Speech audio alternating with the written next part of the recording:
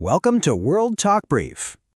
You hear a story like this and you just have to ask, how is that even possible in this day and age? A perfectly good airplane, a skilled pilot at the controls, and it still ends in tragedy.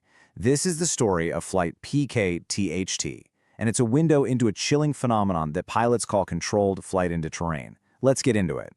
All right, so tragedy on the mountain. To really get what happened here, we need to go back to the beginning of the incident. Now, this wasn't your typical passenger flight. This was a really important government mission that, unfortunately, ended in absolute disaster.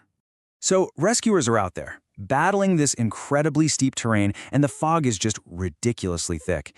And then they find it. The wreckage, scattered all across the slopes of Mount Bulusaraung. The scene pretty much confirmed everyone's worst fears. And that environment, it didn't just play a part in the crash, it made the search and rescue mission itself incredibly difficult. Okay, so let's break down what we actually know about the flight. The plane itself was an ATR-42-500. Now that's a very reliable twin-turboprop aircraft, a real workhorse in aviation.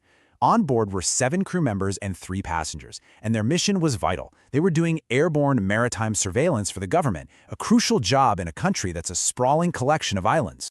The flight tracker data, well, this is where things get really tense really fast.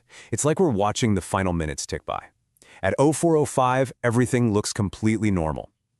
15 minutes later, though, at 04:20, we get the last signal from the plane. It's dropped about 1,000 feet. Just 3 minutes after that, air traffic control is trying to give them instructions for their approach, but there's just silence. The flight is gone. The final approach. Now, in any air crash investigation, those final moments are absolutely everything. And for flight PK-THT, it really seems like the key to this whole puzzle lies in its final approach to Makassar. And right here, this is where the entire story just pivots. According to Indonesia's top aviation officials, the air traffic controllers watching the radar, they saw something was wrong. The aircraft was not on the standard safe approach path for the runway. They radioed instructions to try and get them to correct their course, but it was just too late. Instead of lining up with the airport, the plane was heading straight for high terrain. And this quote from the head of Indonesia's Transportation Safety Committee, it's just so important. He says, "We call this controlled flight into terrain." The pilot was able to control the plane, and the crash wasn't intentional. So think about that. The plane wasn't broken. The pilot was actively flying it. The problem was they had no idea that a mountain was right in front of them. And that brings us to a very specific and frankly terrifying kind of accident. Controlled flight into terrain. So to really wrap our heads around this crash, we need to understand exactly what investigators mean when they use that term, CFIT.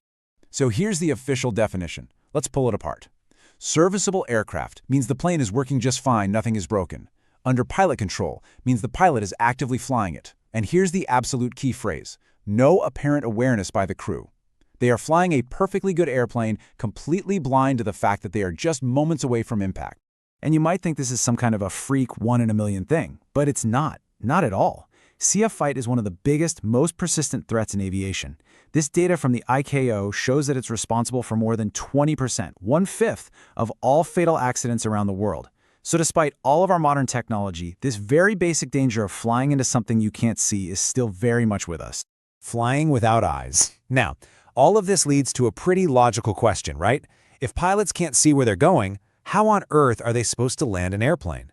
Well, aviation has developed some pretty incredible systems to solve this exact problem. We know from reports and even videos from local villagers that the fog at the crash site was basically a total whiteout. So how do modern aircraft handle that?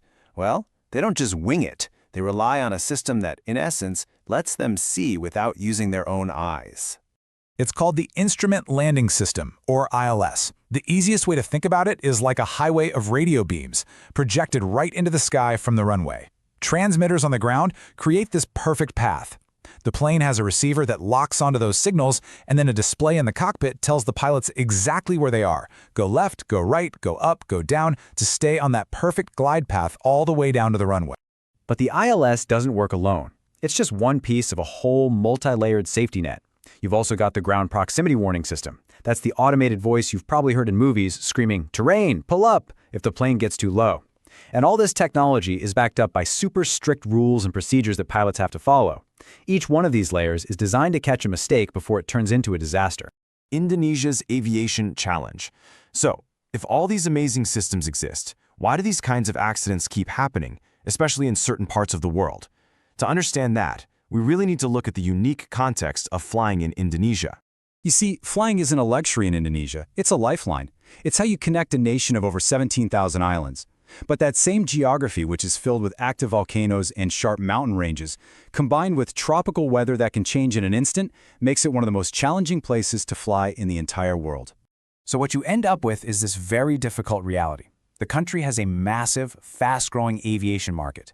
But for years now, it has struggled to maintain a safety record that can really match that incredible growth. And that's led to a history of tragic accidents. And when you look back, the list is just sobering. In recent years, the world has watched these terrible crashes involving Sriwijaya Air, Lion Air, and Air Asia. But then, look at the 2015 incident, Trigona Air, an ATR-42, the exact same type of aircraft. It was also a CFIT accident, where the plane crashed into a mountain during its approach. The parallels, they're just impossible to ignore. And that really leaves us with the ultimate question, doesn't it? We have the technology, we have the procedures, we understand the risks.